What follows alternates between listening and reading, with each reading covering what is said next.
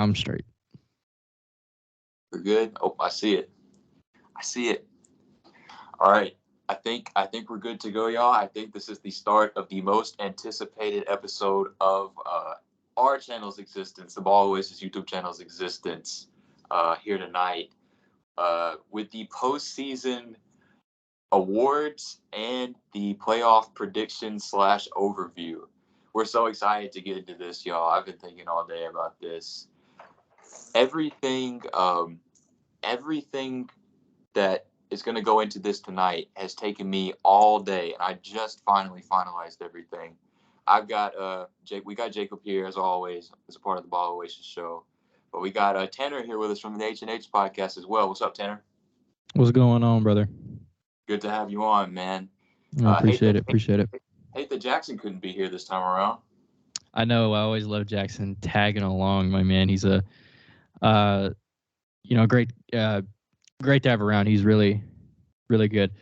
Yeah, it just sucks that we couldn't have him tonight. That was a good sell of Jackson Huey to me as a person. That was really good.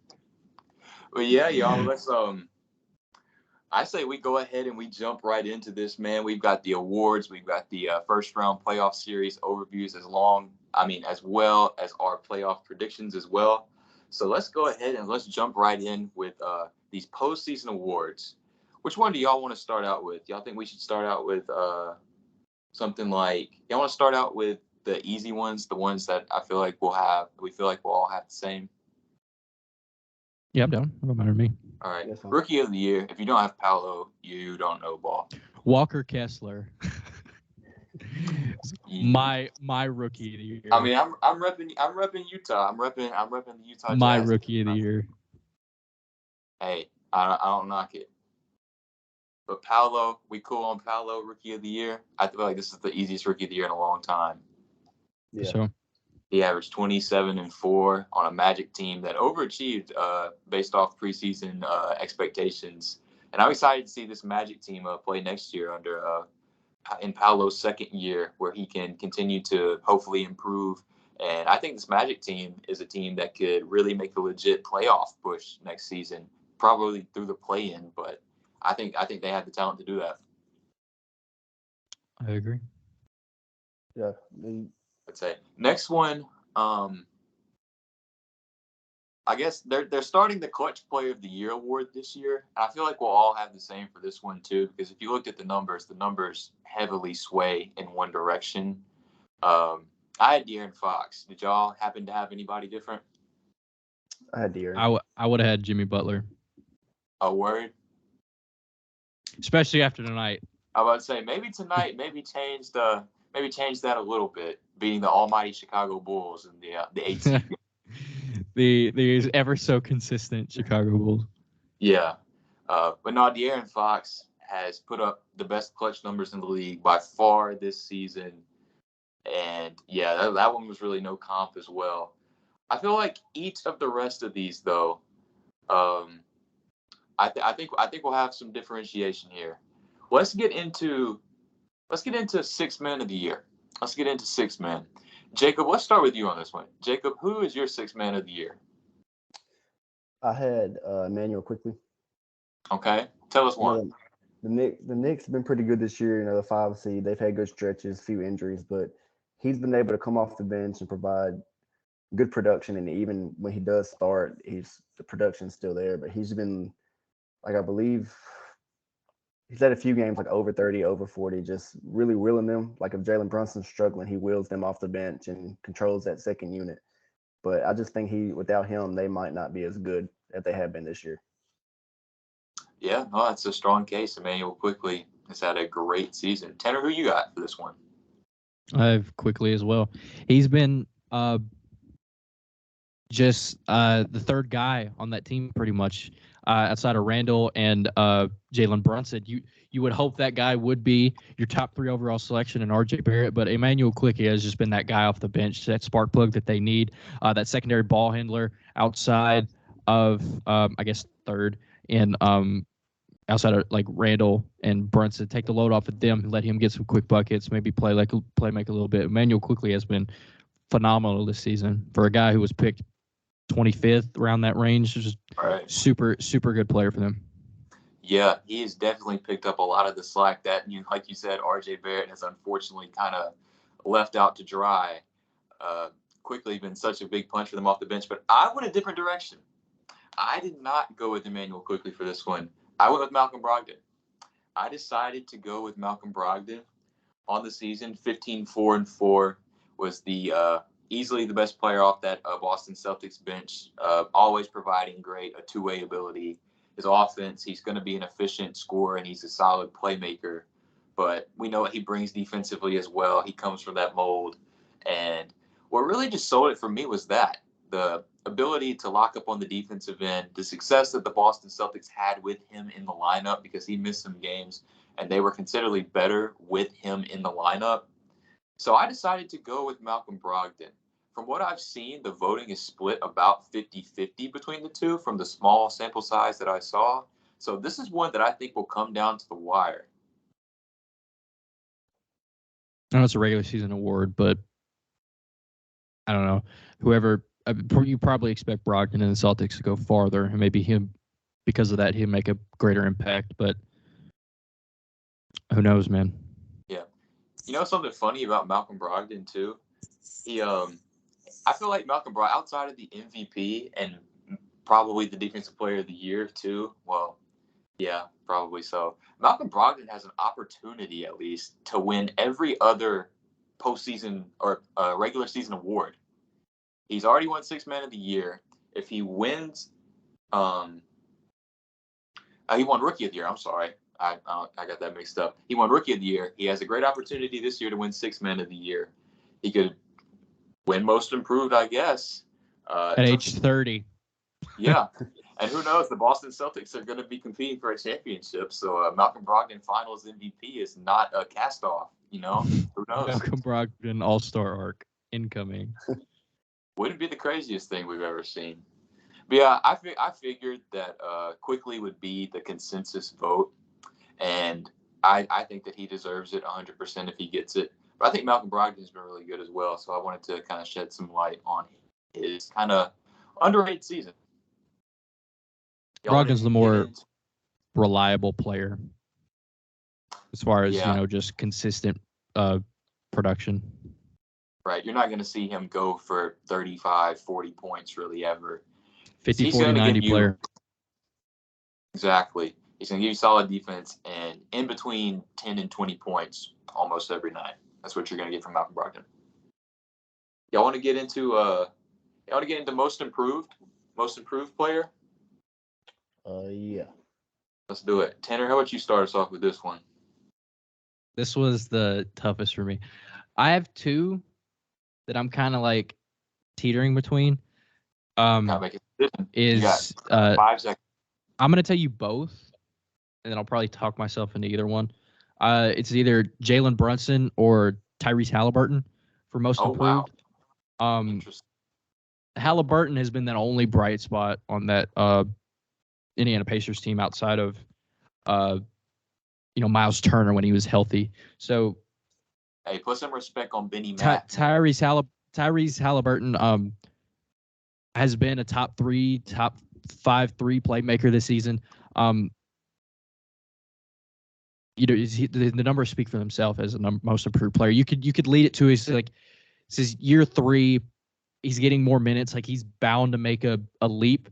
But we didn't see Tyrese Halliburton being this. Not everybody thought that Tyrese Halliburton was just going to be this all-star, point guard averaging almost 11 assists per. And if you did, good on you. But I just think Tyrese Halliburton should be at least considered. I don't know if he was a finalist or not, actually, but Tyrese Halliburton deserves some respect as far as being in the most improved conversation. The guy I think who win it will be Jalen Brunson because, he comes in and he's the best point guard they've had since Walt Frazier. Who knows? I don't know who since. Brunson's been him. He wasn't an all-star, I don't think. I don't think he'll be an All-NBA guy, spoiler, but he's just been amazing. He's probably 1A, 1B as far as best player on that team. He's just been phenomenal for the Knicks this past season. I think he'll win it, but I brought up Tyrese just to, put some respect for the season that he had. He did miss a lot of time, but and the time that he missed, the Pacers were horrific. Probably the worst team in the league. And when they did play, they were a play-in team most of the year. So, Tyrese obviously deserves some respect for being most improved, but I think Jalen Brunson is going to be the winner, and he would be my winner right now. Yeah. And I appreciate all the Tyrese respect because he 100% deserves it. And I wish that he was a finalist. He unfortunately was not a finalist for this award, but he had an incredible season, all-star season. Do you know the finalists? It's Jalen Brunson, Shai Gilgeous-Alexander, and Lauri Markkanen. Those are the three. Yeah, that makes sense. Yeah. Jacob, who you got for this one, man? I went with Lauri Markkanen.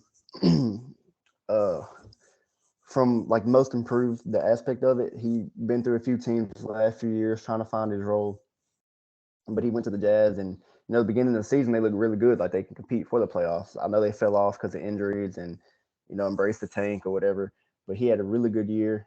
I believe he's like one of, if not the only player, like 200 dunks and 100 threes or something like that. But he's been really good this year. So he was an all-star. And, in Chicago, Cleveland, he was the odd man out, towards the end of the bench with the big man. And he just really found a good home with a good piece to build around in Utah.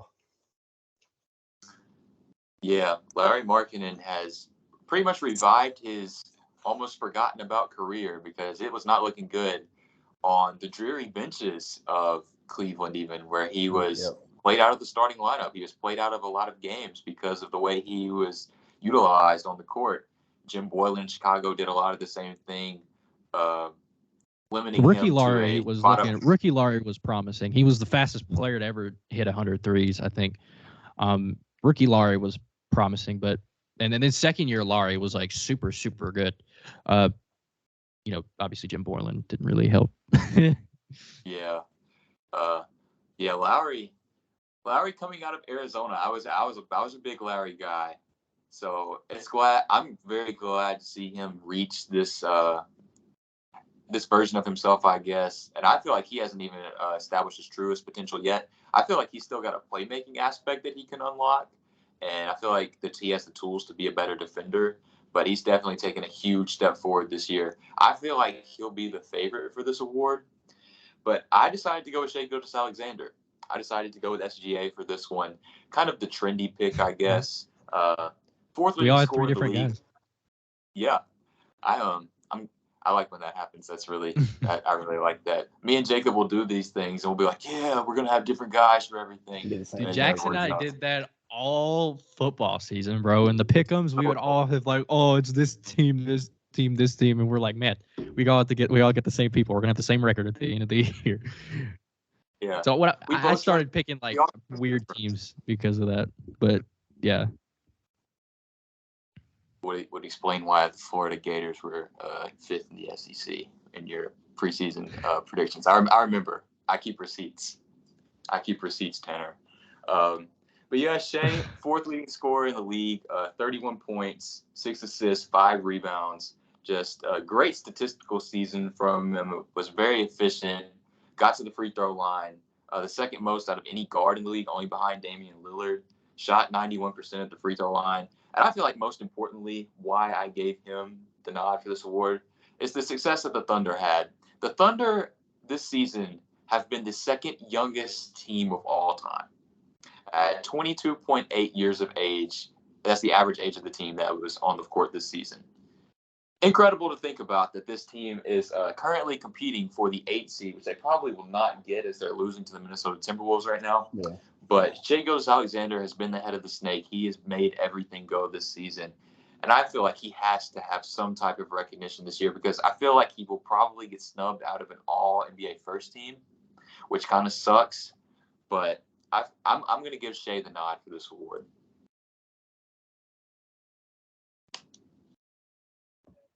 I don't hate it. Good to hear. All right, this is going to be an interesting one because I'm interested to hear Tanner's take on this one. This is the Defensive Player of the Year award. Tanner, lead us It's off. because I'm a Grizzlies fan. It's because I'm a Grizzlies fan. I wish Jack was here for this one. Oh, hold on. I completely forgot. Let me name his awards so far. So his clutch player was De'Aaron. His sixth man was Brogdon. His rookie there was Paulo. His most improved was Shea. Dang, So he just cheated off you, Elijah. I'll say his depoy was Jaren. I'm gonna say it. I have a controversial opinion here, but I think my defensive player of the year is Draymond Green. Draymond Green is that came out of left field. Draymond's the best defender on the entire planet. You can argue with a wall. He's the most versatile defender. He's the most versatile defender in the NBA. He guards 1 through 5. He might not be as physical against 5. He guards 1 through 5. He is the catalyst of, the consistent top 10 Golden State Warriors defense. And his on-offs are way better than Jaren's on-offs. Yeah, when Jaren was hurt, we weren't a great defense, bottom 5. But when he came back, we were, this top 10 defense. Right. But his on-off court, when he's healthy, starts games, his on-off court production is, in terms worse than Draymond's production on the defensive side of the ball. When the Warriors are on the Warriors defense with Draymond's on the court, I think they're top 5 in defensive efficiency. When he's off the court, they're a bottom 5 team in defensive efficiency. Numbers don't lie. Some of them do. Advanced stats will tell you Nikola Jokic is the greatest defender of all time. And they'll tell you Rudy is the best offensive player. Advanced stats can be misleading. But this year and years past, Draymond Green is the best defender in the NBA. The eye test will tell you that. The numbers will tell you that. The Warriors' production will say that. Draymond Green, outside of Steph Curry, is the most important player on that Warriors team. The Warriors do not do much without him. The on-off stats will tell you that. Love Jaren. These jerseys on my wall over here. Love Jaren Jackson, right? But Draymond Green is my defensive player of the year.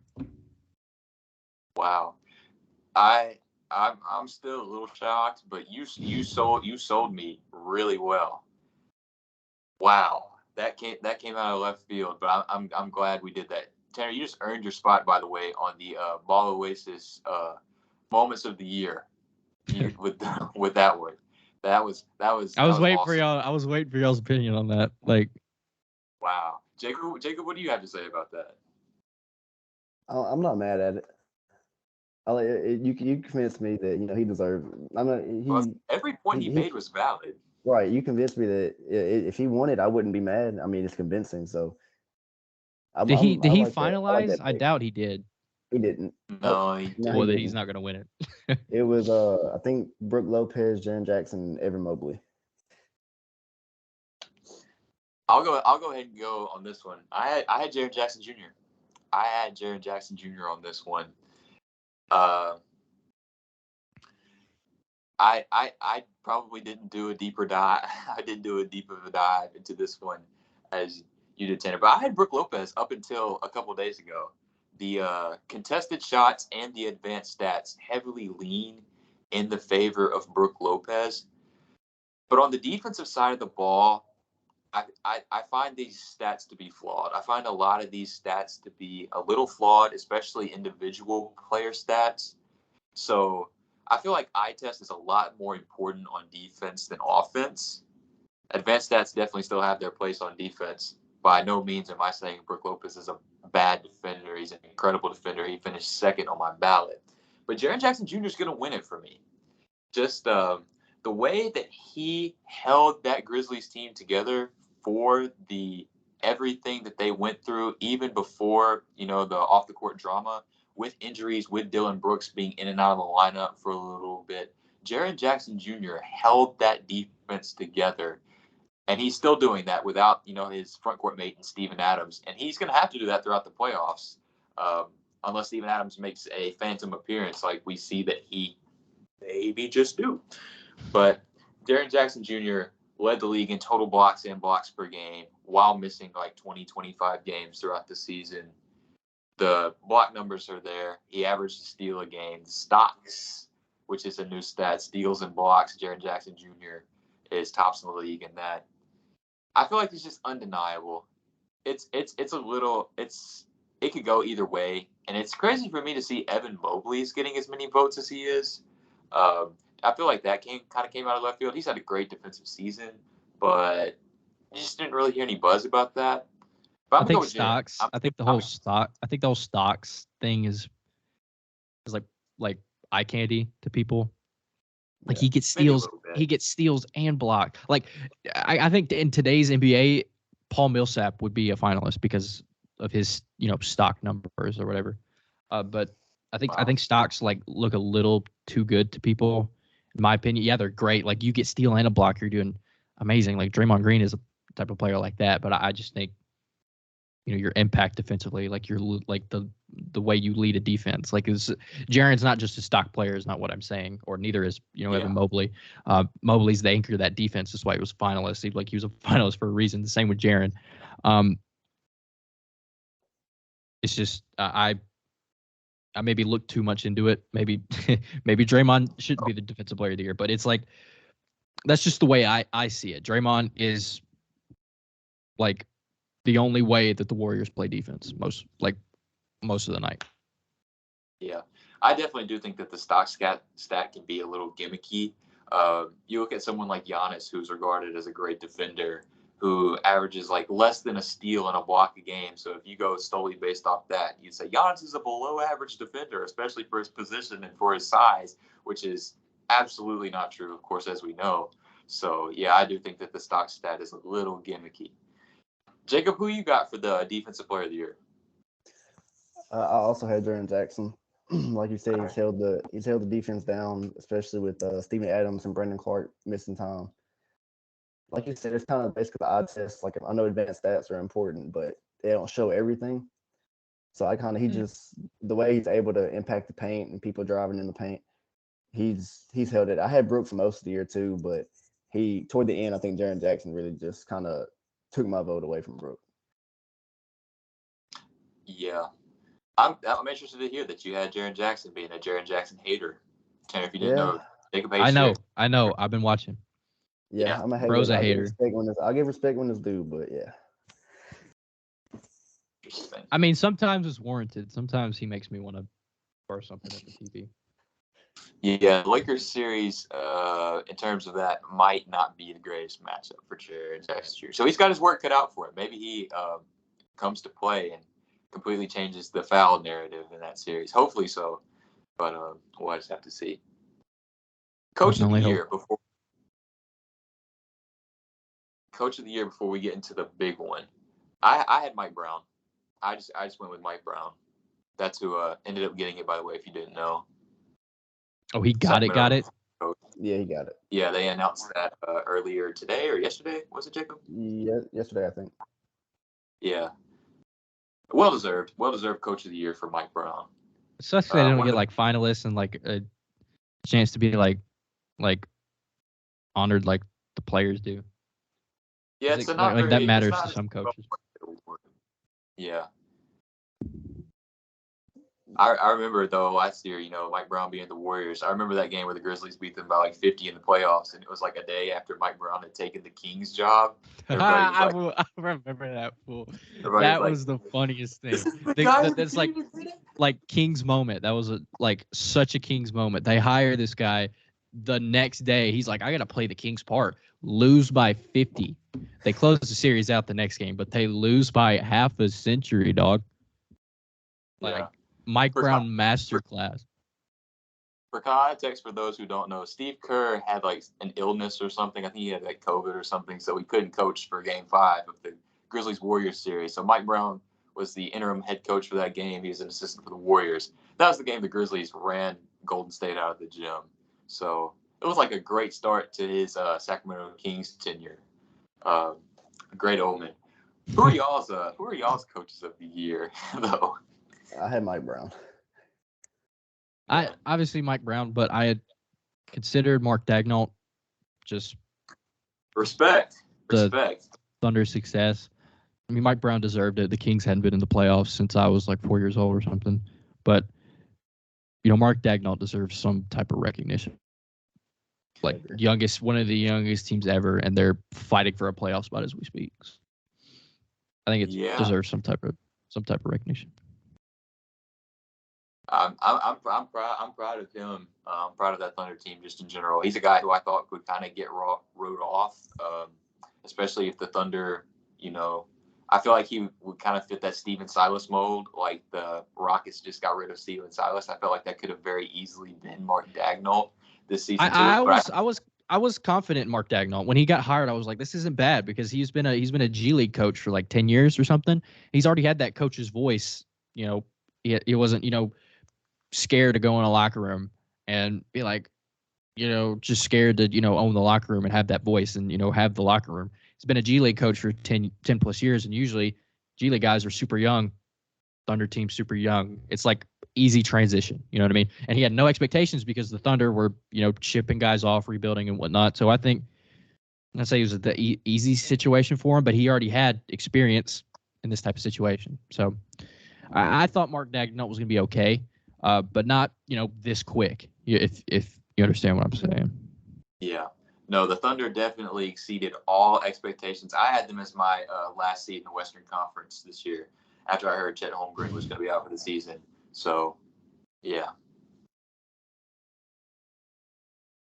All right, y'all. I think it's time. To get into the big one. Does anyone want to go first?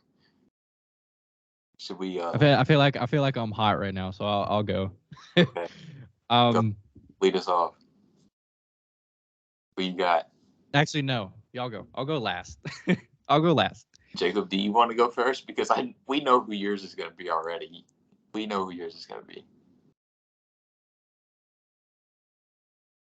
Bros froze for real. Jacob with us? Oh man. No, not this. Shucks, man. Well, I can hear him. I can hear him. I think he's coming back. Oh, Jacob, come back to us, please. Speak to us. All right. I'll just go ahead and go with mine. And hopefully we can get Jacob back on here in a minute. Can you hear me? Yes. Oh, there he is. Restart your camera. Yeah. We're gonna wait for you, Bubba. I say the anticipation is building. Y'all see me? You're still froze. Still frozen on mine. Who will Jacob choose as his MVP?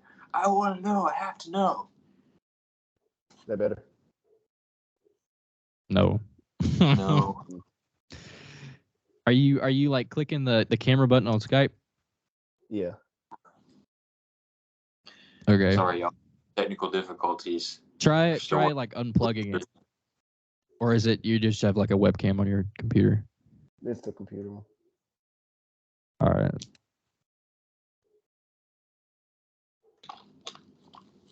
Jacob, we need you. Yeah, so if y'all didn't know, Furkan Korkmaz is Jacob's MVP. He wanted me to tell y'all. Rip Jacob. My MVP. Okay, here we go. All right, we're back. We're back. Okay. Yep. We're good. I'm still not my original setup. Come on, hey, bro. All right, Jacob. Do you want to disclose who your MVP is? Yeah, I've been saying it for a while. My MVP is Joel Embiid. Out of the three candidates, I don't think you can go wrong either way or any three of them. I just think he made a great late push, especially after, the game like Boston when he missed 5 shots. He had 52 points. He had, a few games here and there. I know he sat out against Jokic toward the end, but he kind of carried the team through injuries throughout the year as well. I just think his dominance, averaging 33, I think 10 and 4 around there. Without Joel Embiid, the Sixers would not be where they're at.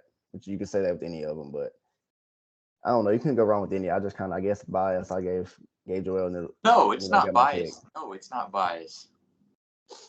Honestly, I think Joel Embiid is going to win the award. Yeah, Based off, they've had the league votes, and he's got a lot of first place votes. yeah, based off the voting results that I've seen, I think that Joel Embiid is going to win the award. So no, it's not biased at all. Not in the slightest. Taryn, do you want me to go? You go ahead. I'll go last. Okay. All right. So this took a lot of thought, and I changed my answer as of an hour ago. It had been set for a couple days, but I decided to change it at the last minute. And for this MVP award, I just feel like that this is going to be an award that a lot of people will look back on and be like, I can't believe that this guy didn't win. You'll go back and you look at the stats. You'll go back and you look at, the way that the season went. You'll look at the narratives throughout the season. You'll look at team success, and you'll have all that in a vacuum. In retrospect, people will go back because I don't think this player will win the award, but it'll be brought back up, and people are gonna be like, "How did this player not win? This is the biggest MVP snub." Well, maybe not the biggest because everybody who's a top 3 candidate for this award deserves Dang, it. Jacob, he said Joel sucks. He said Joel's terrible. Basically, Not my MVP. Basically, but I think that Giannis Antetokounmpo is going to be my MVP. Giannis is going to win my MVP. 31 points, 12 rebounds, 6 assists, great counting stats as usual for Giannis. Efficiency numbers were about on par to the 2 seasons prior, so maybe he gets a little bit of a knock for those. Defensive numbers are great for Giannis, individual and team. Him and Brook Lopez absolutely defended the paint with a purpose. They rebounded the ball very well. Giannis, second in the league in rebounds, only behind Domantas Sabonis. I just feel like the more I look at it, I just feel like Giannis is really being overlooked in this award chase because I feel like the narrative is Jokic versus Embiid. I feel like Giannis is the odd man out. Maybe it's me just wanting to include him, but I think he had an incredible season. The Bucks were by far the best team in the NBA. I'm going Giannis. Giannis is my MVP. That's what we're doing. I really hope we have 3 different MVPs. That'd be so cool. Darren, please say Jokic. Mine was Giannis too, so I wanted to go last because I thought y'all would have Embiid and Jokic. Giannis is taking the backseat of these historic seasons by Embiid and Jokic, like not discounting what they're doing, but Giannis is the best player on the best team. I don't think you really need anything else. It's best player, best team. Giannis Antetokounmpo, the best player in the world the past few seasons, and it's not like we're making this up. The Giannis is the best player in the world, and he's shown it night in, night out. He doesn't take days off. He does sometimes, but he just and the playoffs in April prove that. Like games in April that he plays, like he knows the Bucks are locked in the first seed. He tries his butt off. Like Giannis is him. He's been the best player in the world the past few seasons, and this season, I think, is just the best season he's played as a pro. And this is I think this team's better than they won like 60 something games like before the bubble or whatever. I think this is the best Giannis has been. This is the best the Bucks have been. I think Giannis is my MVP. Not discounting Jokic or Embiid. Not saying that any of that is not worth mentioning. But Giannis is my most valuable player. Yeah, I agree with you. I think this is Giannis's best season of his career as well. And I think that also played into a lot of the reason why I chose him. I I had Jokic up until like an hour ago, and the biggest thing with my argument for why I thought Jokic was the MVP were his on-off stats, his plus minus, box plus minus, his value over replacement, all of those. You know the the Jokic memes where you have to pull out the chalkboard to say why he's a good player, but that's maybe a little dramatized because his impact, his value is incredible, and that Denver There's Nuggets a reason team he would not. doesn't sit much. Yeah, exactly. Um, which I feel like will shine through in the playoffs. I feel like he won't get much of a rest. Kind of limiting their postseason success. Whenever you go back and look at their postseason track record, Jokic having to do so much for that team has kind of limited them. Has kind of limited their ceiling, and I feel like that flies under the radar a lot. Especially we know about he's not the most athletic guy. He doesn't look like he's in the best shape, but Jokic has to do a lot for that Denver team, man. And whenever he's off the floor, they are drastically different. Yeah, I think you can say that about all three. Oh yeah, for sure too. And I like the argument like the best player. I think on the best it's team. more with Jokic though. Yeah, I like the best team or best player on the best team. It just hadn't been that the last few years, so I really didn't. I wouldn't know kind of put that in the argument. There are exceptions, but the only times that their exceptions are like historic seasons, like Russell Westbrook's or Jokic's the past two seasons. 2 seasons. Like they're outliers, obviously. It takes that for it not to be the best player on the best team.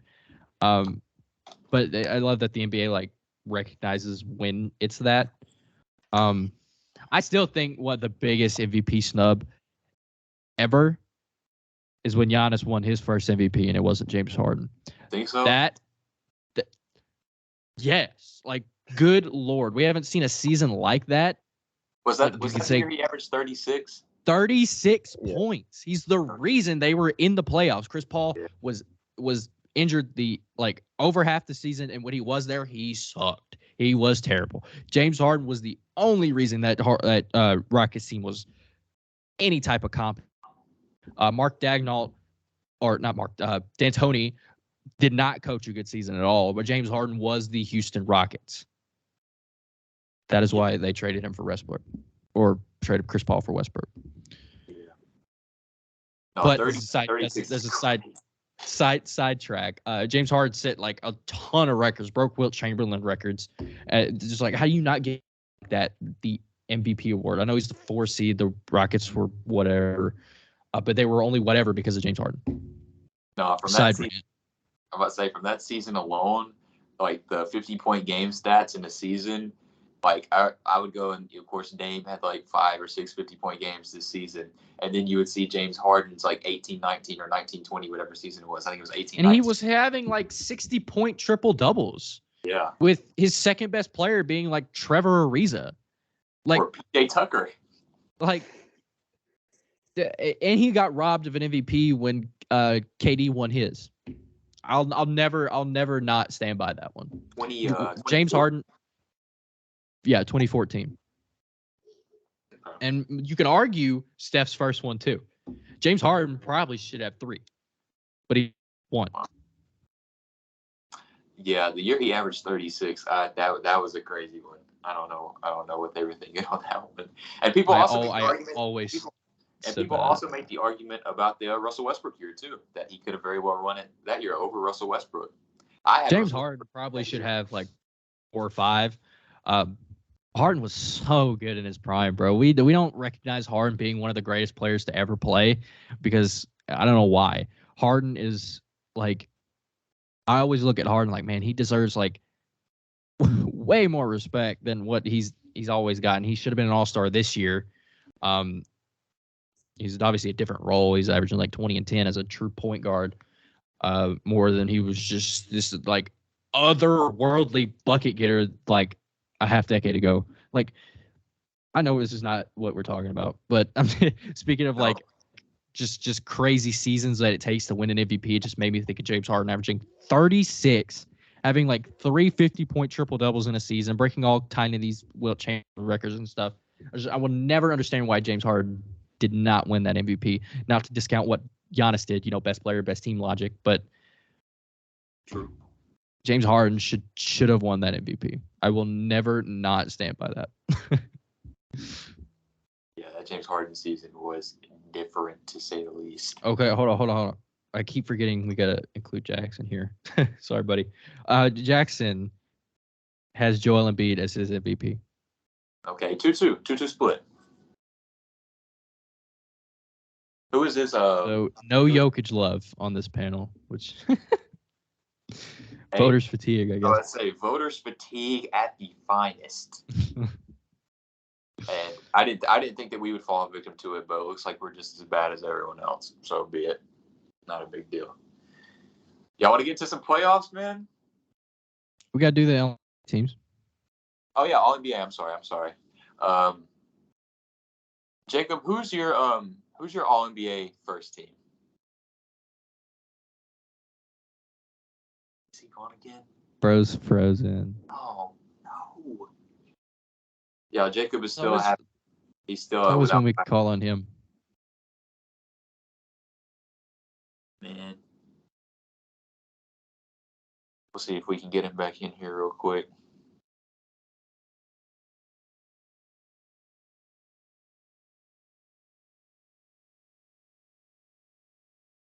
Say, Tanner, you got your All NBA first team ready to go?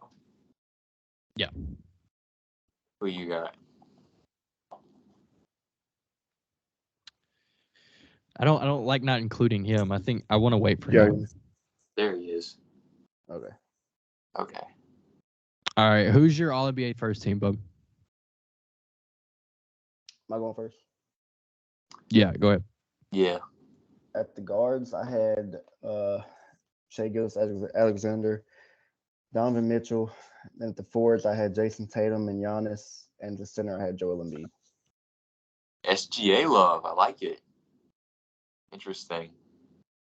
Tanner, who you got? I had Why you laughing? Shea. Oh wow, Hush. SGA love. I had Shea, Jaylen Brown, Jason Tatum, Giannis, and Embiid.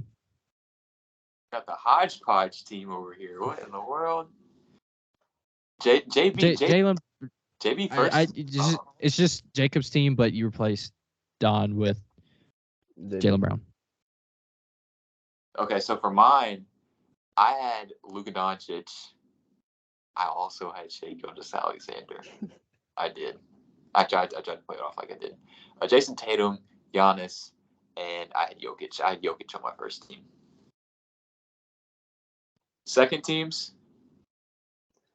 I'll say we don't have to get into these too much. I had Steph, Luka, Jimmy Butler, Jaylen Brown, and Jokic. Jaylen Brown played like four. Butler made your second team? Yeah. Interesting. Tanner? I had Dame, Luka, Julius Randle, LeBron James, Nikola Jokic. W name respect. I like it. I had Steph. I had Dame. I had Jaylen Brown. I had LeBron, and I had Joel Embiid. Third team. This was the hardest one. I had Dame. I had De'Aaron Fox, Julius Randle, LeBron, and Domantas Sabonis. Tanner. I had Sabonis as a forward. I don't know if that's wrong or not. That's but right. I had Donovan Mitchell. I had Donovan Mitchell, Steph, Siakam, Sabonis, and Bam Adebayo. Okay. I had Donovan Mitchell. I had I had Domantas Sabonis as well. I had Domantas Sabonis. I had Donovan Mitchell. I don't know why this isn't loading right now.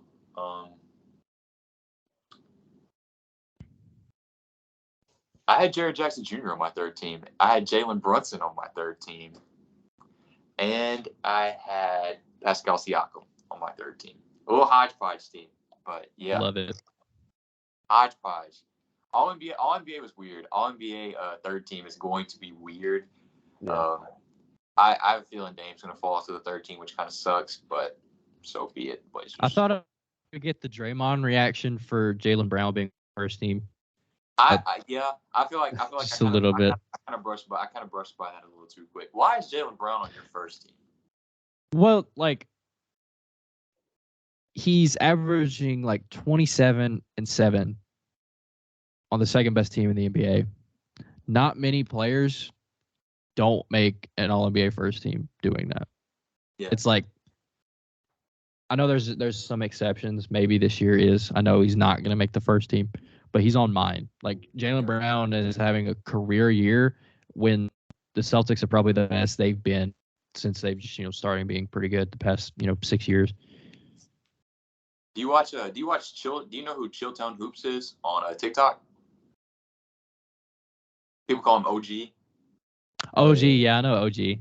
Okay, he made a TikTok video a couple of days ago. He had Jaylen Brown on his first team as well, and he said a lot of the same things.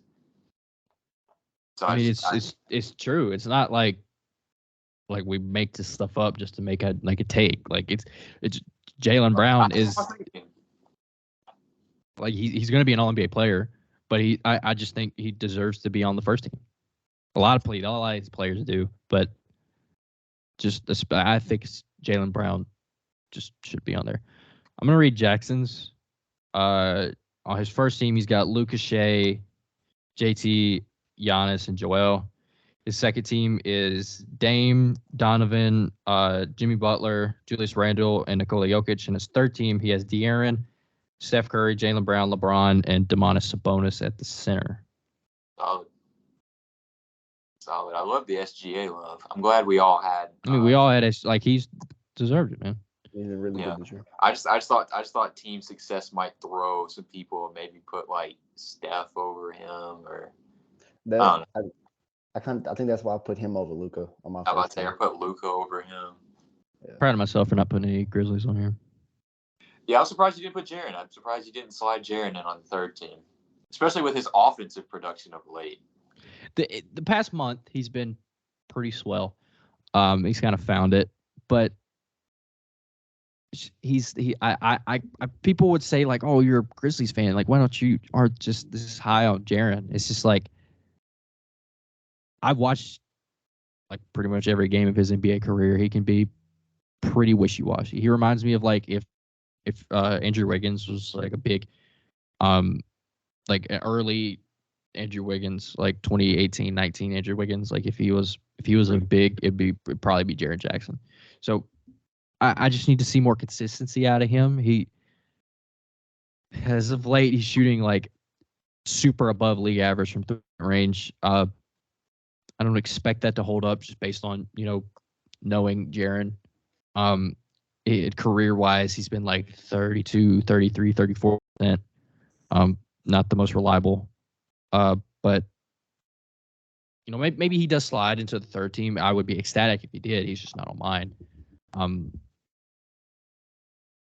Yeah, I just think that like there's a lot of players deserve to be on the All-NBA team. It's hard to mush them all into just 15 people.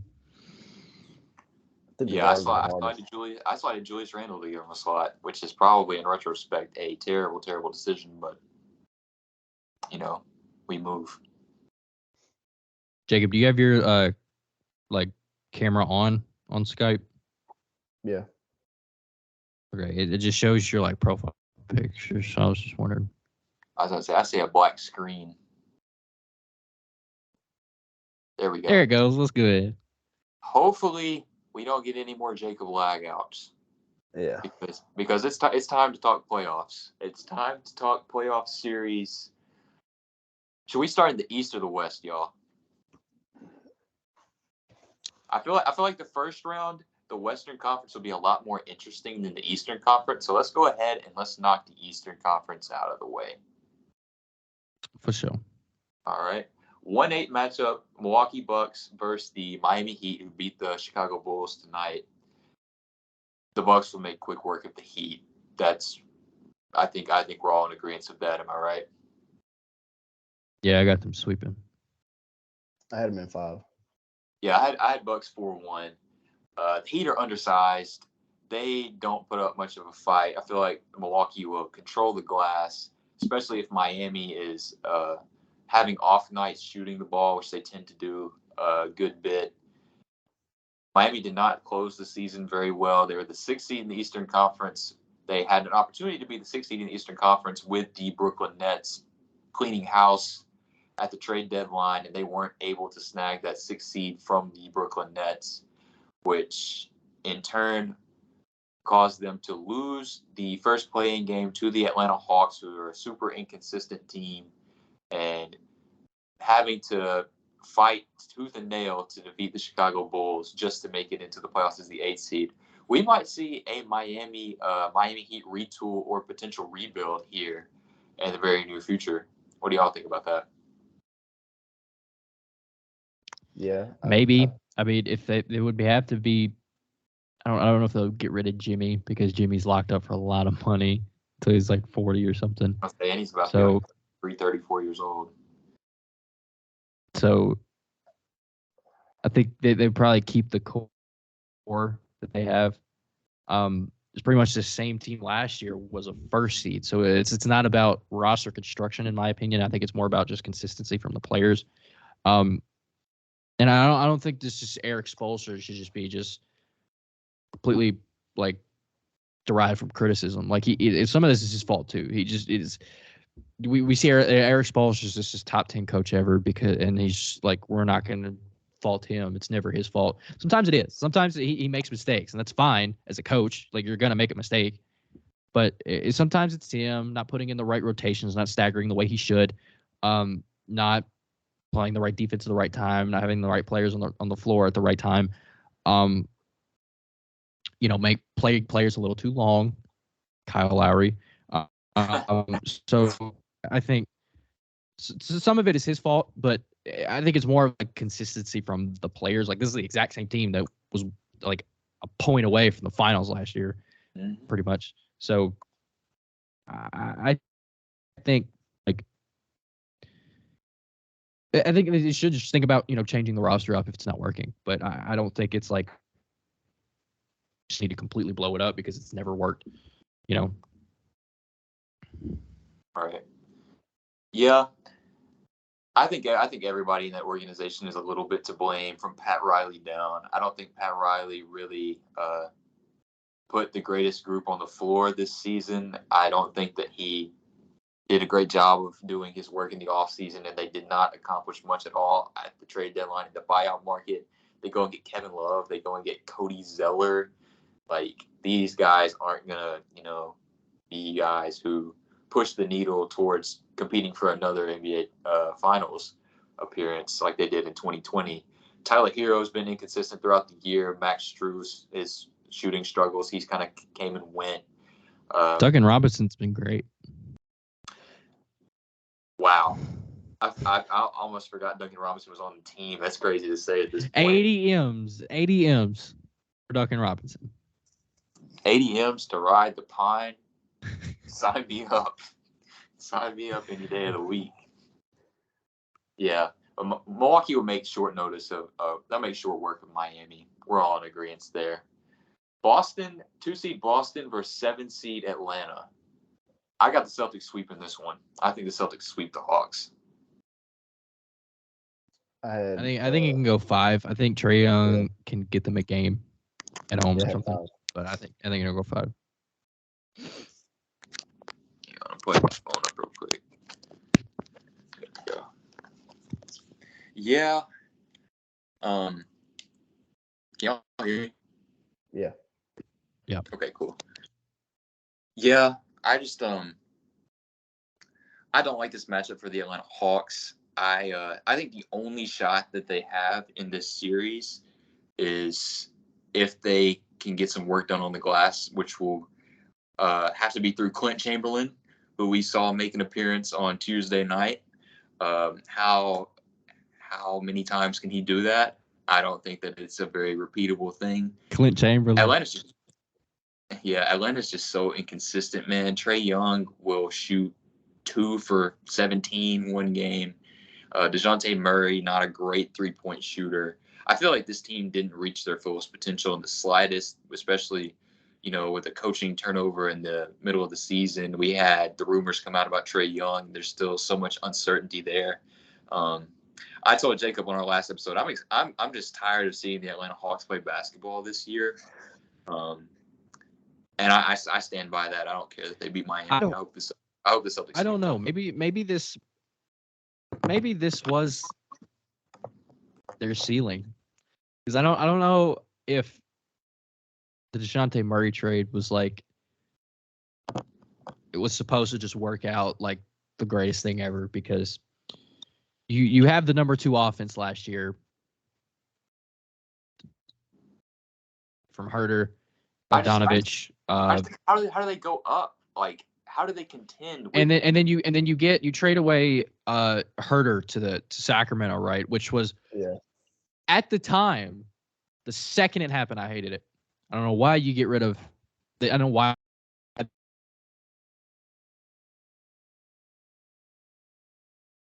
Herter was such a viable piece for them, like with shooting and decent defense for them.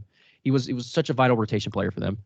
And you give him away for nothing, pretty much. And then you bring in DeJounte Murray, who's not worth 3 first-round picks. He's not a very consistent shooter from the field.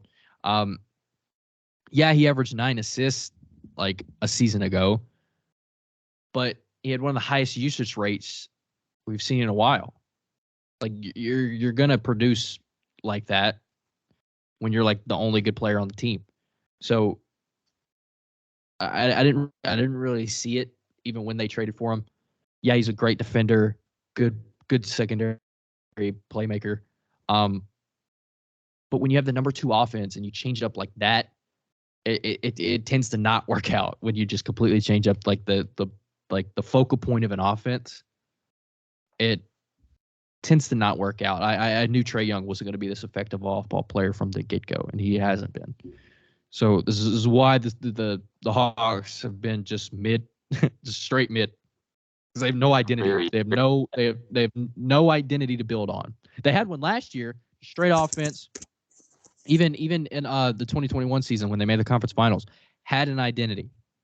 You need to stick to that to just be a good team. Yeah, people figure it out sometimes, but you stick with it, you build off of it, and you change things up, and doesn't work out. I see it. I didn't like the moves that they made to just turn, like, I think how they turned out was kind of expected for me. Yeah, I think I agree with everything that you said there. I was a little more hopeful. I was a little more hopeful about the backcourt pairing. I thought that I looked at it optimistically, maybe too optimistically. If these 2 guys are going to stick together in the backcourt, they've just got to figure some things out, and hopefully Quinn Snyder can, I don't know. I just don't know about the Atlanta Hawks. They're so wishy-washy. There's so much up in the air with them. I could see them looking completely different in 4 or 5 months. So we'll see. But yeah, Boston will be the Atlanta Hawks. Y'all want to go on to 3-6? So the 3-6 is 76ers versus the Brooklyn Nets. Jacob, you big Sixers guy over there, lead us off with this one. What are your thoughts on this first round series? I got the Sixers in 5. Okay. You're not afraid? You're not afraid of Brooklyn at all? Not really. They don't have anybody that can, stop Joel Embiid. Nick Claxton can, try to slow him down, but he can get in foul trouble. Then after that, you got Day'Ron Sharpe, which was mainly in the G League this year. The only thing I'm worried about is they can throw a lot of bodies at James Harden, Tyrese Maxey, Mikal Bridges. They're gonna switch a lot. That's the only thing I'm worried about. Yeah. Tanner, what do you think about this one? I guess Sixers in 5, potentially 4. The Nets don't have the offensive production to keep up with Philly. They have Mikal Bridges has shown flashes since the trade deadline. More opportunity, get you more, more points, more production. but they just don't have that offensive production that Philly has. I think their fourth guy, Tobias Harris, would be their second best offensive player for Brooklyn. So I think maybe even first some nights. It's toss up. So I don't think like Jacob said, they don't have anybody that can check Joel Embiid. I don't think there's many guys that in the league that can, but to even at least sniff stopping Joel Embiid, it's not going to happen. Like Nick Claxton's like 210 pounds or something. He's not stopping Joel Embiid. He'll get a couple blocks every now and then, but overall, Joel Embiid is going to eat. This might be the best playoff series Joel Embiid will have in his career, because nobody on the Nets can keep up with Joel Embiid right there. Daron Sharp, like at least he's like big, right? At least he's thick. Yeah. Like he'll just be there in the paint, right, and stand his ground a little bit. But it's Joel Embiid, man. No, like he's gonna get double teamed. He's gonna kick out and play make. The Nets just won't be able to keep up with the Sixers. So I think they'll make light work of the Nets in 5. I've got the Sixers in 6. This series is interesting to me. I don't think it's as much of a wash as people think. I think on paper it's easy to say the Sixers will run the Nets out of the gym. I don't think that will be the case for the entire series. I think that there will be games where the Sixers win, where they just absolutely dominate. I expect the Sixers to shoot. They should shoot no less than like 30, 35 free throws a game. They should get to the line a ton. Joel Embiid, like half of his points should come from the free throw line, at least in this series. But these two teams met. These two teams met in the playoffs a couple years ago, where the Brooklyn Nets' best player was D'Angelo Russell. That team had Jared Allen, had some memorable moments with Jared Dudley and Ben Simmons getting into it. I can see the series carrying some of the same characteristics with that feisty Brooklyn Nets team. They're going to be scrappy. Like Jacob said, they're going to throw a lot of guys at the Philly guards. It's just the interior. The interior, of course, is where Philly is going to do all their damage. I think if Brooklyn can get the Sixers to live shooting the 3, if they can make them shoot the 3, that's the best shot that they'll have to potentially steal a game or two. I think that's possible, but Philly is obviously – Brooklyn is outmatched. Brooklyn is way outmatched in this series. So, yeah, Philly's got this one pretty easy. I don't know. We had the best 3-point shooting percentage this year, so they might not want us to That is true. That is true. I don't want to call it fluky, but there's a reason. There's some guys, yeah. There's some guys on the Sixers who I might let shoot rather than kill us in the paint. If that's how I'll put it. Like Tobias Harris 3 over a Joel Embiid a post up. In this series, I'll probably take the Tobias Harris open 3. I might take it. Yeah. Here's I'm gonna read Jack. I'm gonna read. Oh, we haven't done the 4-5. My bad. Go ahead. We'll finish this and I'll read Jackson's. I just want to make sure he's included. Yeah, I'm about to say, dang, we keep forgetting every time. Jackson, we miss you, by the way. 4-seed Cleveland Cavaliers versus the 5-seed New York Knicks. I'm excited for this series, man. I think this is going to be a great series. I've got the Knicks. I've got the Knicks winning this series. I think that the Knicks win this series in 6 games. I think that the lack of playoff experience on the Cleveland Cavaliers will be their ultimate detriment in this series. Guys like Evan Mobley and Darius Garland, the young core that they have off the bench. I think that the Knicks role players will win this series for them. I think that the Cavs stars will, go out there and do pretty well. I think Donovan Mitchell will get his. I expect Darius Garland to maybe not shoot great, but his numbers will look okay. But as long as Julius Randle and Jalen Brunson can match those top guys, if they can just match those guys, the rest of the Knicks team, I'm taking them over the rest of the Cavs team any day of the week. It's gonna come down to who can shoot the 3 better too. I feel like because both of these teams aren't great three-point shooting teams. When we know the Cavs with their interior presence with Evan Mobley and Jared Allen, it will be tough to score in the paint for the New York Knicks.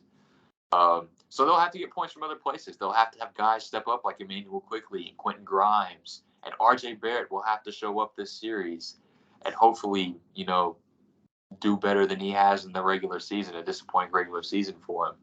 But on the other side, the Cavs need to knock their threes down as well. And I think that starts with the stars, but guys like Isaac Okoro need to be ready to shoot the corner three, or guys like Lamar Stevens and Dean Wade. If those guys knock down threes, then I feel like the Cavs will win the series. But I just believe in the others of the Knicks a lot more than I do of the Cavs. And if the Knicks stars can match the Cavs stars production, I think the Knicks have a great shot to win this series. That's my take on it.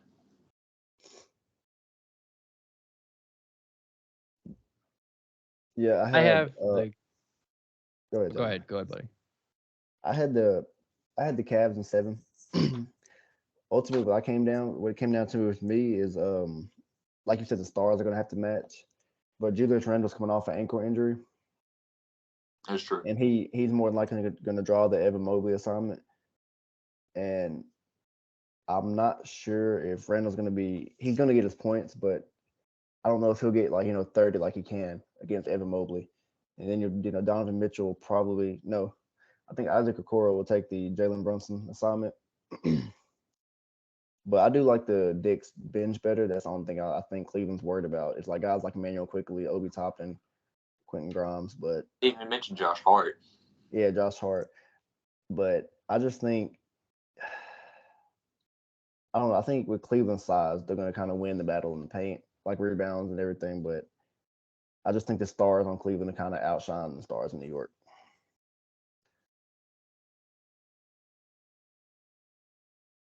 I got the Cavs in 6 games. I think I think the Cavs are better. I don't think it's close, but I don't think it's as close as people are making it out to be. It's like the Cavs will win or the Knicks will win in like bench production because they're a super deep team. They're one of the deeper teams in the playoffs. But the Cavs, they don't have that advantage. They're pretty much a 1-4 team, and then the rest of the team is kind of questionable. They're the super bad wing depth. Like, good Lord, their wing depth is terrible. But the Cavs, Donovan Mitchell, that's the real big outlier here. Donovan Mitchell since 2020 he's averaging like 32 points a game in the playoffs. And I just think that's gonna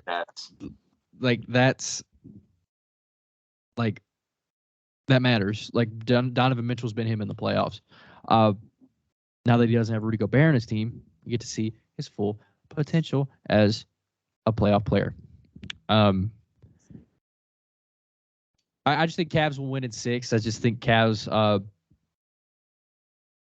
want to say they're more well suited for the playoffs. Like they don't have the experience that the Knicks have had a couple years ago.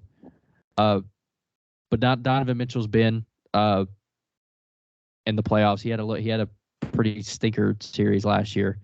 But I do like the Cavs better in this series. Both of these, it's going to be like a grinded out series. Both of these teams are bottom 3 in pace. They're slow half court offense the entire series. Real 90s, early 2000s basketball is going to happen, but I think the Cavs will win in 6. I think this will be the best first round series we have this year. Think so? Well, I'll say second best. I'd say I've got a few Western Conference first round series that I think take the cake. Who did Jackson have before we get into the West? Coming out of the first round of the East. Jackson had the Bucks in 5, the Cavs in 7, the Celtics in 5, and the Sixers in 6. Interesting. Well, yeah, it sounds like outside of that last one, we're all in agreement of who will come out. And I feel like the Eastern Conference is that way. The Eastern Conference is very, very top heavy. And once we get into the second round is where we'll see some real we'll see who's really about it. So we'll see who really will produce the best come postseason time. 1-8 out in the Western Conference. We got the 1 seed Denver Nuggets versus the 8 seed Minnesota Timberwolves, who just beat the Oklahoma City Thunder. They pulled away late. I think the Nuggets sweep. I think the Nuggets will probably sweep this series. What do y'all think? I had Denver in 5, but with Jaden McDaniels out, I might lean to a sweep. But I think Minnesota can get 1.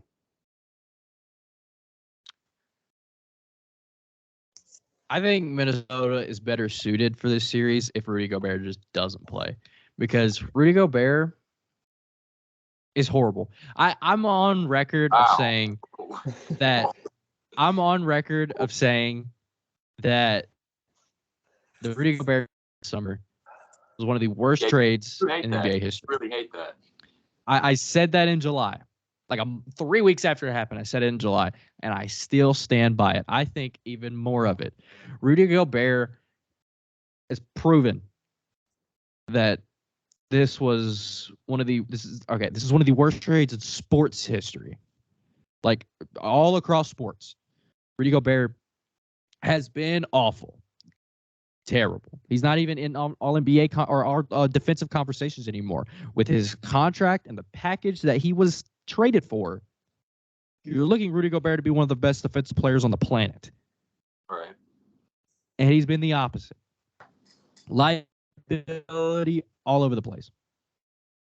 And just it seems like nobody likes him. Like he's getting with fights with his own teammates. Like nobody on the Jazz liked him, I don't think. Like last season, in the first round series against the Mavericks when he was still with the Jazz, I think he had 1 assisted field goal from Donovan Mitchell that entire series. And it was like a game winner on the only game that they won. So I want to pass him the ball. Like it doesn't seem like anybody likes him, and he's not worth like everything that he was given. Like the package that he was gotten for, and for the $50 million that he's getting paid per year. Like he's gonna be making $50 million when he's 36 years old. Rudy Gobert. You cannot tell me that this is not in the conversation for one of the worst trades in American sports history. No, yeah, it has looked great so far. And all that to say, I think the Wolves should just not play Rudy Gobert. They're not gonna, because he's making too much money, and they gave up all this to play him, so they have to play him. But I think they're better suited to just not use him. All that to say, Nuggets in 5. I would say I have nothing that I want to say about this series. Really, I think the Nuggets will sweep the Timberwolves. I just want to get my Rudy Gobert rant out of the way. A pat on my back for predicting this would happen. Understandable. Yeah, you did call it. You did call it a long time ago. And I also called that the Nuggets would be the best team in the West. So you did say that. You did say another that too. one. That's right. I would say this matchup is just the Tanner pats himself on the back series. But I did say the Timberwolves would probably be like a 3 seed and win a bunch of games, which yeah, I thought Rudy Gobert would like be himself. Be a finalist for Coach of the Year. That might be worse. If we took it there over on wins. That's pretty bad. That's pretty bad. Yeah. Next series though, yeah, this is gonna be in contention for the best first round series. I feel like the 2 seed Memphis Grizzlies versus the 7 seed LA Lakers. Me and Jacob will be in attendance for Game 2 of this series. I'm so excited. I'm glad that this matchup is a thing. We know that they had their little beef in the regular season, so I'm excited to see this series play out. My pick for this series, I've got the Memphis Grizzlies winning the series in 7 games, which is it's scary to go against the LeBron in a Game 7, I know. And maybe the Grizzlies wouldn't want it to get pushed to that, but the Grizzlies are a better team. The Memphis Grizzlies are a better team than the Lakers. The Lakers turn the ball over a lot. Of course, Memphis will be without Steven Adams as far as we know. So foul trouble will be a huge thing for Memphis as the Lakers draw more than double the fouls as any other team in the league. But with all that being said, Tanner, I'm going to give you the floor. I'm going to let you say your piece about this one because I know you probably have a lot to say. Man, I wish Jackson was here. I want to see his reaction. I have the Lakers in 6, unfortunately. Wow. Um, Wow. I think we match up horrible with the Lakers. To be completely honest, I think we are severely outmatched against this Lakers team. We're catching them at their hottest time. They have the best record in the West since the All-Star break. And their style of play is like catered to our weakness right now. We don't have Steven Adams. We don't have Brandon Clark. We don't have front court depth. And since Steven Adams has been out, we're 25th in rebound rate. We're 9th in defense, which isn't bad, but we're most of the year we were top 5 with him on the floor. And we just don't have that presence in the paint that Steven Adams is. And with LeBron, bullies in the paint, and with Anthony Davis, if he played like against us, like he did against the Timberwolves, we might lose in 5 because we don't have Steven Adams to help with that. Dude, I'm just sitting here. Before you go any further, I'm just sitting here thinking about Santi Aldama and Xavier Tillman. I feel sorry for them this series. Trying to hold their own against Braun and AD. Excuse me. And this playoffs is all about slowing down and half court offense. It's not what the Grizzlies are about. We're like 24, 25 and half court efficiency. LeBron James is probably the best half court player in the history of the league. It has an argument. And with the Lakers defense, they're top 10 in defensive.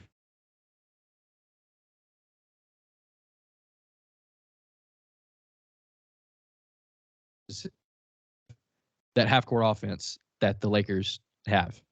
And as a Grizzlies fan, I worry about that when the game slows down, late third quarter, fourth quarter, minutes are piling on.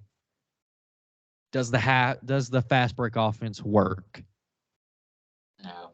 I don't know, especially against us, undermanned against the Lakers team. I think we got a horrible draw against the Lakers. I was the biggest Timberwolves fan the other day. I don't think we're well matched with the Lakers.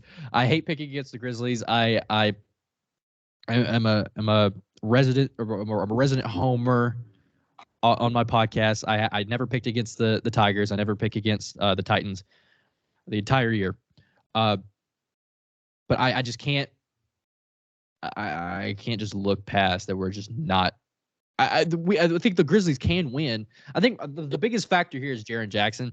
I think if Jaren can, take this next big step that we've seen that he can be this past month, late March or like going into April, end of the playoffs. If we can get that Jaren Jackson for a 7-game series, I think the Grizzlies have an amazing shot to win this series. The Lakers have been historically inconsistent. LeBron James had one of the worst defensive effort showings that I've seen from him against the Timberwolves, late closing out, not really trying, like throwing errant passes when he just was getting doubled and stuff. Just if LeBron plays like that, which I doubt in a playoff setting, I would like to see Jaren Jackson take this next step. If not, I don't like us against the Lakers at all. This is completely honest. I don't like us against the Lakers at all right now. Yeah, Jacob, what do you have on this series? I have the Lakers in 7. Tanner, you explained it really well. I think the X factor of the series is going to be Jaren Jackson and Anthony Davis, because obviously we know what Anthony Davis can do. But if Jaren Jackson gets in foul trouble, I don't know how much faith I would put into Tillman or Santi Aldama to guard AD. But if he doesn't get in foul trouble, there's a good chance the Grizzlies can win. I think either team can win, but it comes down to foul trouble, which the Lakers have been drawing a lot of fouls. So even Dillon Brooks, if he gets in foul trouble, then I don't know if the Lakers. I don't know if the Grizzlies can beat them if they get in foul trouble too early. Yeah, I do think matchup-wise, this is a bad draw for the Grizzlies. I just can't help but think that they're a really good team. They are a really good team. And I don't want to dismiss that fact, but yeah, this matchup is really, really tough for them. And if they can get past the Lakers in the first round, I think that they have a good chance of winning the second round matchup against either of the 3 seed Sacramento Kings or the 6 seed Golden State Warriors this year. Which, moving into that series, Sacramento Kings, Golden State Warriors. Jacob, we'll start with you on this one. What are your thoughts on this series early on? It's weird because like the home and away stats are polar opposites with these two teams. I want the Kings to win, but I think I'm going to go Warriors in 7, maybe 6. But I'd say Warriors win Game 7 in Sacramento. I'll say this is like a series I'm torn, but I just think the experience of the Warriors. You know, they've won the championship last year, but I think the experience is going to push them. You know, Sacramento's not a good defensive team. So you got guys like Steph, Clay, Jordan Poole on occasion can, you know, get you 20, 25 points. I just think the experience really just plays a part. And I think it's going to be the home games is what matter. If one team steals one on an away game, that'll dictate the series. Yeah. Series doesn't start till a road team wins the game. I got the Warriors in 5. Wow. I love that the Kings what they did this year. Great, it's probably the best story of this season. Definitely. But Jacob hit it. They're not a good defensive team, and we don't see teams like that do anything in the playoffs. Yeah, they have the best offense in the league efficiency wise, right? But when you look at their defensive efficiency, bottom 5 in the league, right? I think. I have won a playoff series with a bottom 5 defensive efficiency in the league. Do y'all think y'all can guess who those two teams are? Wait, in the last 10 years? What are the categories again? 2 teams in the last 10 years have won a playoff series with a bottom 5 defensive efficiency. I think I know one of them. Yeah, I know one of them. Is the Portland Trailblazers one of them? No. Wow, that's actually surprising to me. I think it was the Cavs with LeBron. 2017. Yep. I forgot what year it was. It was the 2017 Cavaliers. They were the last, like dead last. And then it was the 2017 Wizards. Interesting. They lost Kelly Olynyk game to the Celtics in Game 7. The obvious outlier here is LeBron James, right? Doesn't matter. You're defensive. But the Kings don't have LeBron James. They have De'Aaron Fox, great player, career year. Sabonis, career year. But they don't play defense. And when you play someone like the Warriors, who has all these experience, hundreds of playoff games, played all these finals games, all these championships, they're not winning. You're not winning. And if the Kings win, I would be the most surprised that I've probably ever been watching sports if the Kings win this series. Yeah, with that being said, I've got Golden State winning the series in 6. But I do want to mention that I think we're passing off just how bad Golden State has been this year, especially on the road. They have been a terrible, terrible road team, like historically bad for teams who have made the playoffs. They are like the worst road team of all time. And, of course, they've got the playoff rapport. They've got the NBA Finals experience. You know, we can fall back on these things all we want. But I told Jacob this. It does feel a little different this time around. And maybe it won't show against the Sacramento Kings in a first-round matchup. But I'm nervous about this Golden State Warriors team, and not in a good way. I think that they are going to desperately need Andrew Wiggins to get back into form as quickly as possible.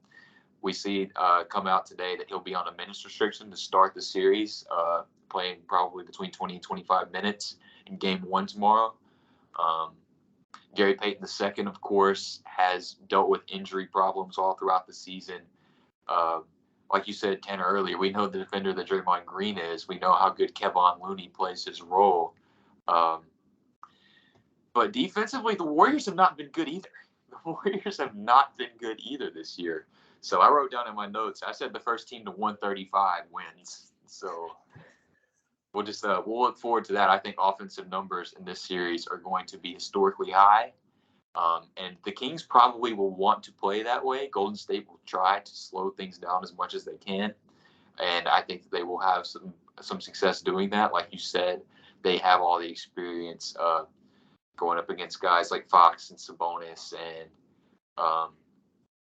Keegan Murray and Malik Monk, who doesn't have very much playoff experience. Golden State will win this series. They will. I would be shocked if they didn't. But I don't think we should dismiss all the problems that the Golden State Warriors have either. I agree. If Yeah, Sacramento had to, I think they're, seasoned enough to probably get things right time. But who knows? Maybe they won't. I would say if Sacramento wants a chance, they're gonna have to match the through ball with Golden State. This wasn't very like the beam of us, was it? 4-5, last matchup, Phoenix Suns versus the LA Clippers. Tanner, I'm interested to see what you have to say about this one. What do you think about the Suns versus the Clippers first round matchup? I got the Suns in 5 games. I think without Paul George, the Clippers they'll be good because they have Kawhi. Kawhi's an animal. But I think Suns in 5. I don't think they're matching this historic output that we're seeing from Devin Booker and Kevin Durant. Again, an 8 game sample size, but I don't think we've ever seen just this offensive, juggernaut that we've seen from Devin Booker and Kevin Durant. These 8 games, they're 8-0. They're not showing any signs of just letting up. I think the Suns are the team to beat in the West. Spoiler alert, but I think the Suns are the team to beat in the West. The Clippers, they're good. Like, if they were fully healthy, I think this is a 7-game series. I'd probably still pick the Suns to win. The Clippers are obviously deeper. They have more options. The Suns 1 through 4 is kind of all they have at the moment, besides Jay Crowder. Jay Crowder's not on the team anymore. It's on the Bucks. He's besides Jock Landale, I guess. I don't know. Their 1 through 4 is pretty much all they have. But they have like the best 1 through 4 in the league. So it's really all you need. And the Clippers, without Paul George is like, you could argue he's a bigger staple to that team than Kawhi Leonard. And I just like the Suns. In a 7-game series, I have them winning in 5. Yeah, Jacob, what do you think about this one? I had the Suns in 6. And like you said, Tanner, it's just the Paul George being out really kind of dictated this series for me because Kawhi can get you a game or two, but the 1 through 4 on Phoenix is going to be really hard to stop, especially if the guys like the Clippers are deep, but if they don't produce like off the bench or the guys besides Kawhi or maybe Russ, then it's going to be really hard for them to win. Yeah. I've got the Suns, but I've got the series going 7 games. I think that this series goes the distance, mainly because I think that the Suns haven't had much time to gear up. And with great players, you don't always need that to happen. Great players are going to get their own regardless. But I don't think we should be dismissive of the Clippers. The Clippers are a formidable opponent, even without Paul George. We know what Kawhi Leonard does in the playoffs, and the depth that the Clippers have, I feel like is enough to compete against the Suns to at least make this a competitive series. I don't think that the Suns will wash this series against the Clippers. I do think that ultimately the star power of the Suns will win them the series, though.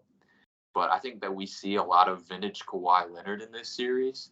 I think that will win the Clippers some games, along with a guy like maybe Norman Powell or Zubac maybe having a big game, or maybe a guy like Terrence Mann, who we saw a couple of years ago against Utah, having a big game, or Russell Westbrook, or who knows, maybe Bones Highland comes in hitting 4 or 5 threes. There's so many guys who can give you a solid punch off that Clipper bench. that I can't see this series being a wash. With that being said, though, I do see the Suns winning the series, but unlike you, Tanner, I don't think that the Suns are the team to beat in the West. I still think that Denver is the team to beat. I think that the Suns, I think the Suns are trendy. I think the Suns are a little trendy. That's how I feel about it. I don't mind that. Obviously, I'm not mad at that. The Nuggets probably do have the best offense in the West. They're so free flowing. They're so just effortless when they play offense. It's pretty to watch when you watch the Nuggets play basketball. But my concern with them is on the defensive side of the ball. Jamal Murray's not a plus defender. Nikola Jokic is average. He's strides better this season, but he's pretty average. He gets more on the offensive side than he lets up on defense, and plus negative or plus positive when math net positive. Just their offense is going to carry them through the playoffs. It's just their offense is extremely hard to stop, probably the hardest to stop in the league. Probably when Jokic is going, when he is most of the time. It's just defense is what I worry about with this team. And defense wins championships, to bring out the old cliche on them. Defense does win championships. Sorry, Sacramento. Yeah.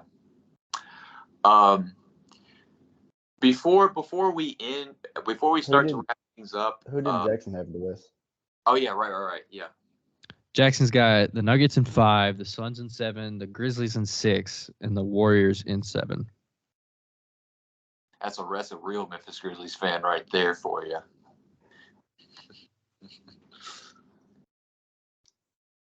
So before we close today, I wanted to ask each of you, as of today, before the playoffs start, who is your finals matchup and who is your NBA champion for this season? Either of y'all can go first.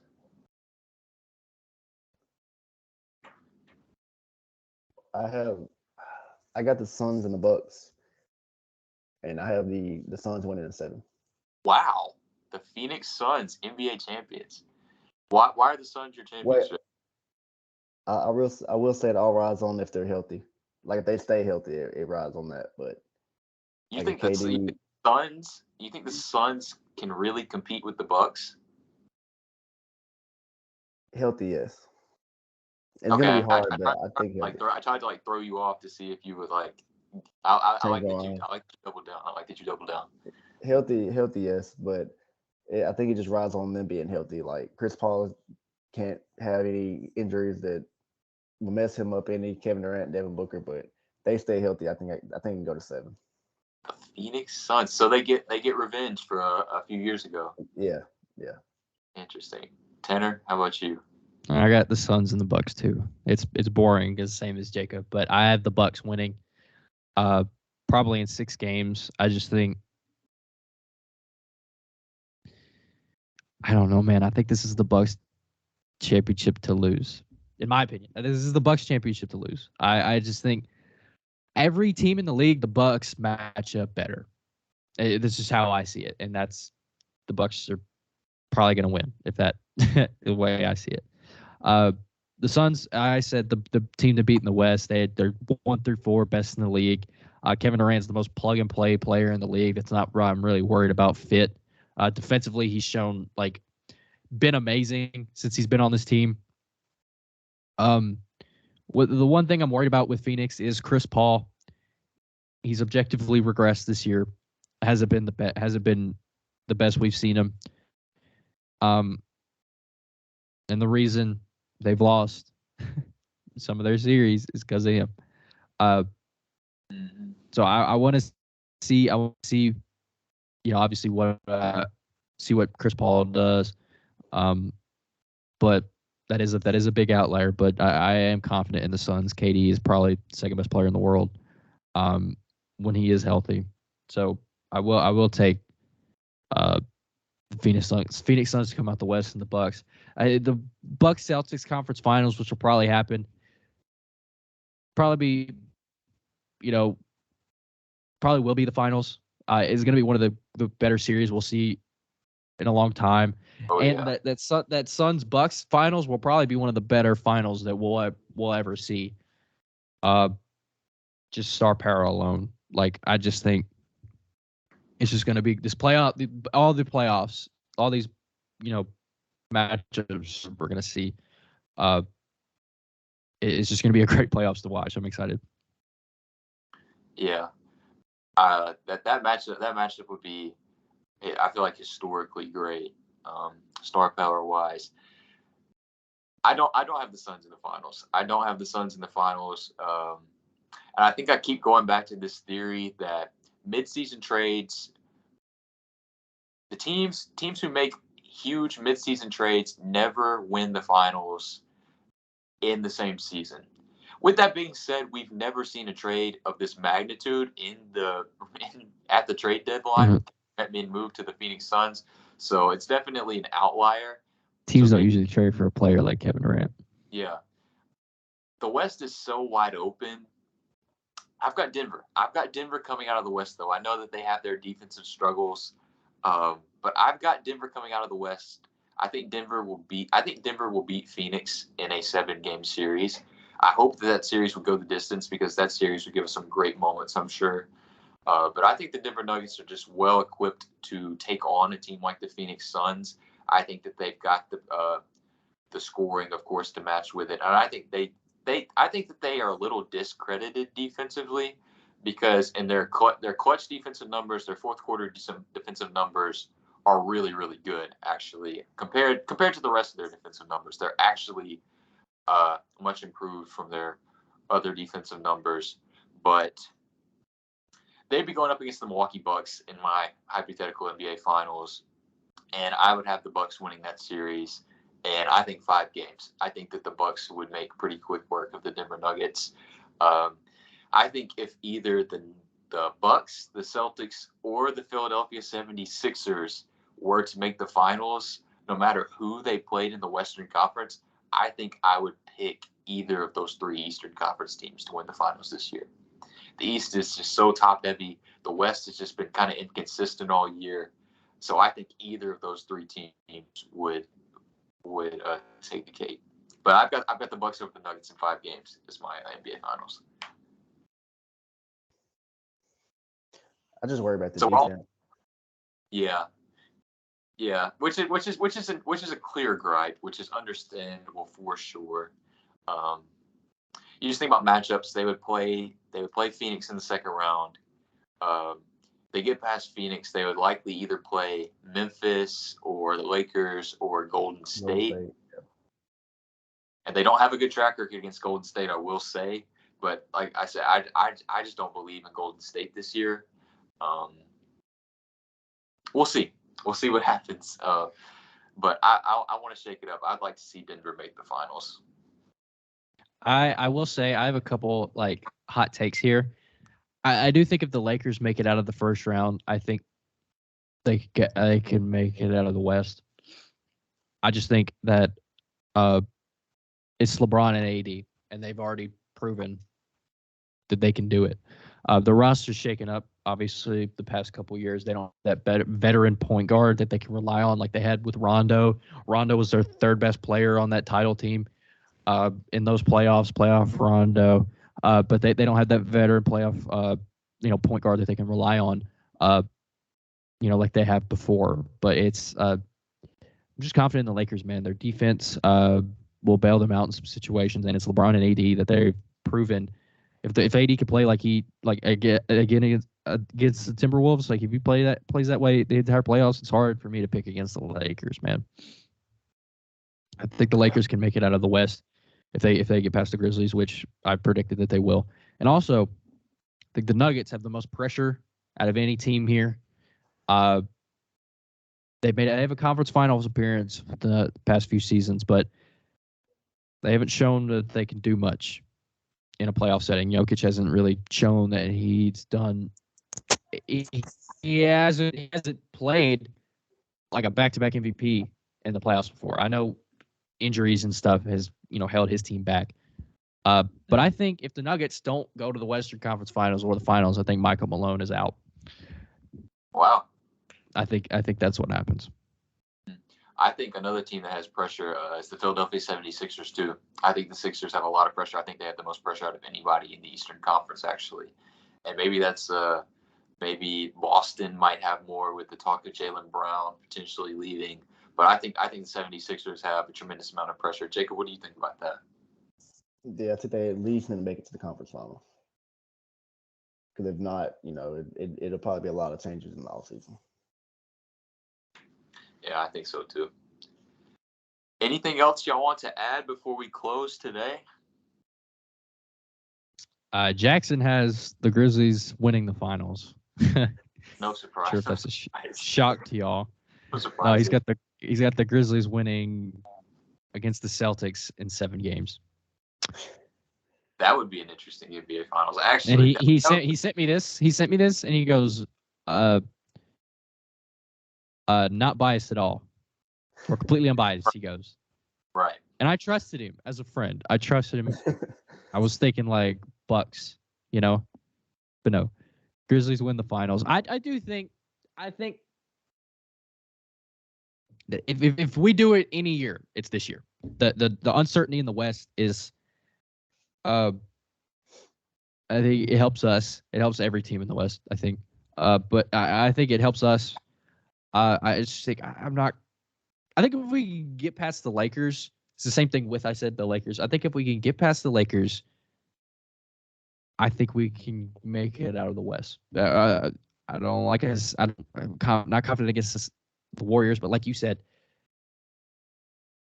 the Warriors are great. They're not a particularly great road team, to put it nicely. I think the Grizzlies can make it out against the Lakers. I think the Grizzlies can, make it to the finals. I'm confident in this. I'm not like, this isn't championship or bust for me. We're a super young team, but I think if it's any year, it's this year. It is this year. We're only 2 games out of a 1 seed.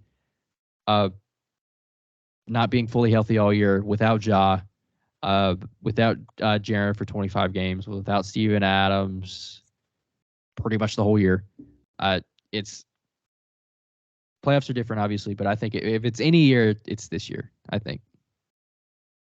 Yeah, I don't think that's an afterthought at all. I think that the Memphis Grizzlies are a team who can definitely get hot. I think that the addition of Luke Kennard at the trade deadline is going to prove to be huge, especially in this series against the Lakers, as a potential difference maker. So yeah, Luke Kennard, the X Factor. Maybe. Luke Kennard. But yeah. That's all I've got for today. If y'all wanted to add anything else before we close, we can just go ahead and wrap this thing up, man. Playoffs are sure to be exciting. Looking forward to the first matchups tomorrow. What game are y'all most excited for tomorrow? Who all is it? Is Sixers, Nets, Celtics, Hawks, Cavs, Knicks, and the Warriors and the Kings play tomorrow. Warriors, Kings. Probably is the Warriors, one. Kings. Yeah, Warriors, Kings, or the Cavs and Knicks. I think Warriors, Kings probably for me. I think Kings probably take the first game. Just Kings, at home playoff game. I think they probably take the first game, but I think the Warriors probably, win the rest of the series. But that would be an interesting game to watch, just to watch the Sacramento playoff atmosphere. Just be cool to see. And then Cavs Knicks, I just want to see, like I said earlier, the two are bottom three. I want to see like how old school and gritty that this series gets. I think that series will come down to who just tries harder, in my opinion. I think they match up well with each other wise, but I think the Cavs Knicks.